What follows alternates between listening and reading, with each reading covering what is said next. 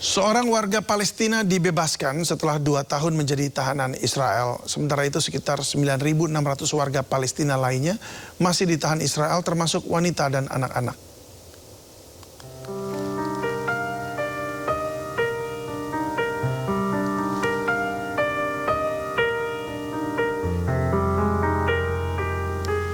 Abdullah Afid Zakarneh tak kuasa menahan tangis saat bertemu keluarganya.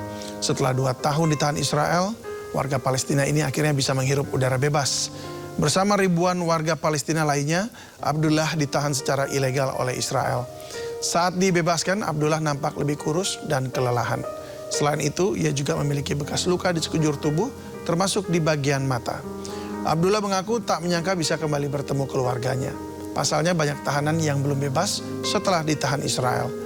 Pemerintah Palestina menyebut lebih dari 9.600 warga Palestina ditahan di penjara-penjara Israel, termasuk 90 wanita dan 350 anak-anak.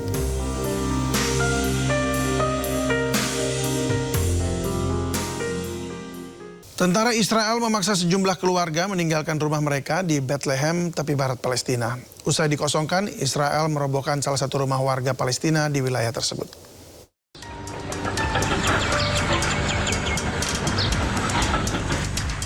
Suasana tegang terjadi di kota Nahalin, Barat Bethlehem, tepi barat Palestina saat pasukan Israel memaksa warga Palestina meninggalkan rumah mereka. Warga berbondong-bondong keluar dari rumah mereka sambil membawa barang-barang pribadi di tengah penjagaan ketat tentara Israel. Tak lama setelah dikosongkan, alat berat militer Israel mulai melakukan pembongkaran dan menghancurkan salah satu rumah warga di Nahalin. Hingga kini belum ada keterangan resmi mengenai jumlah bangunan yang dihancurkan Zionis Israel maupun alasan pembongkaran tersebut. Namun penghancuran rumah warga Palestina di wilayah tepi barat semakin memperburuk ketegangan di kawasan tersebut. Situasi di tepi barat sendiri kian memanas di tengah meningkatnya operasi militer Israel dan kekerasan oleh pemukim ilegal terhadap warga Palestina. Pasukan Israel menyita puluhan kendaraan dan peralatan pertanian milik warga Palestina di wilayah lembah Yordan Utara, tepi barat Palestina. Penyitaan dilakukan di tengah penjagaan ketat tentara bersenjata Israel.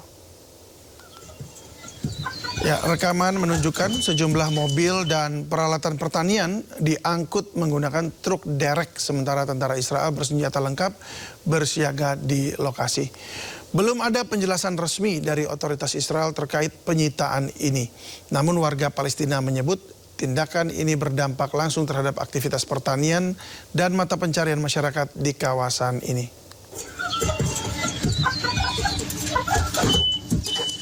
Jelang Hari Raya, Uni Emirat Arab memberikan bantuan pakaian dan mainan kepada 250 anak yatim Palestina. Bantuan tersebut bertujuan untuk meringankan penderitaan dan membawa kegembiraan bagi anak-anak di tengah sulitnya kondisi hidup di jalur Gaza.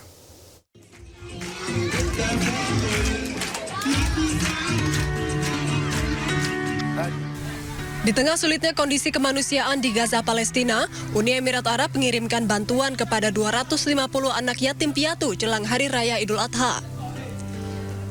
Konvoi bantuan yang membawa pakaian hari raya dan mainan anak tersebut merupakan bagian dari operasi Chivalrous Night 3. Seluruh bantuan tersebut didistribusikan ke Lembaga Perawatan Anak Yatim Al-Rahma di jalur Gaza pada hari Senin. Selain pembagian sumbangan, mereka juga melakukan kegiatan rekreasi untuk anak-anak. Inisiatif tersebut bertujuan untuk meringankan penderitaan dan membawa kegembiraan bagi anak-anak yang tengah hidup dalam kondisi kemanusiaan yang sulit di Gaza.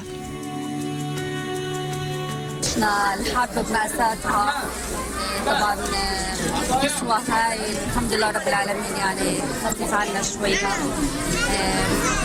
أنا عندي يتيم ابن أختي.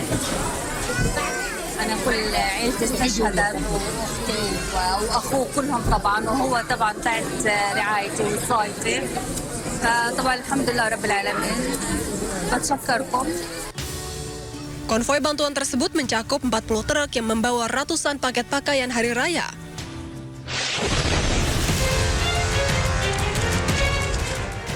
Diketahui Uni Emirat Arab meluncurkan operasi bantuan tersebut sejak 2023 untuk memberikan dukungan kemanusiaan kepada warga Palestina di jalur Gaza, menyusul pecahnya serangan Israel pada Oktober 2023.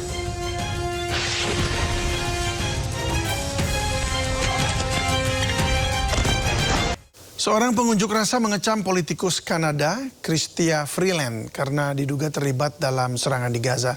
Kecaman tersebut dilontarkan saat Freeland menghadiri sebuah acara di Toronto, Kanada.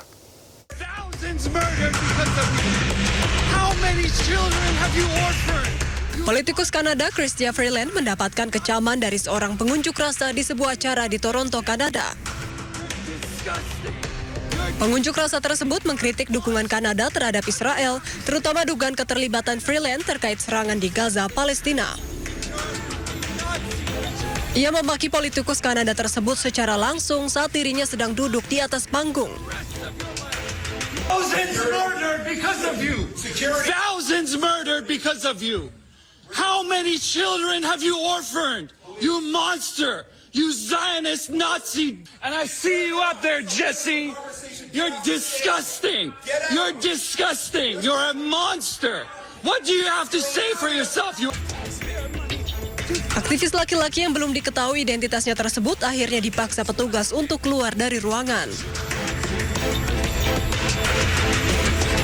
Israel mengumumkan operasi militer skala besar ke Lebanon, operasi Arrows of Fire untuk memerangi Hizbullah. Warga Beirut pun mengungsi keluar wilayah.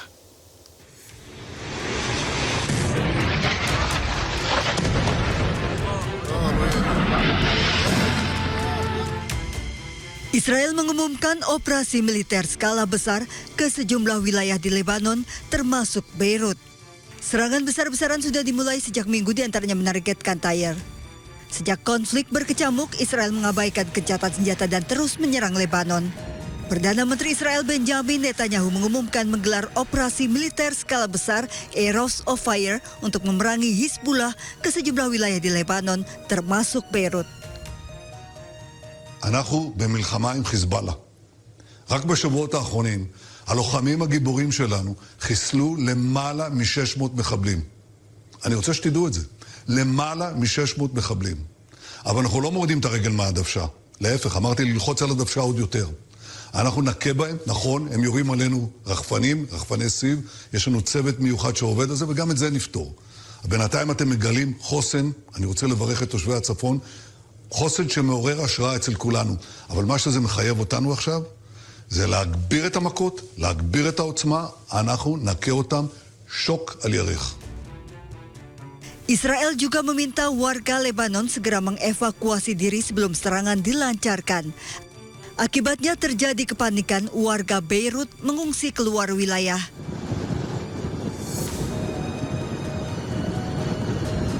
Warga berbondong-bondong naik kendaraan hingga mengakibatkan kemacetan panjang. Israel mengumumkan operasi militer pasca Amerika umumkan akan segera mencapai kesepakatan dengan Iran. Dalam upaya perundingan ini, Israel dikabarkan tak diikut-sertakan Amerika Serikat dalam pembicaraan damai dengan Iran.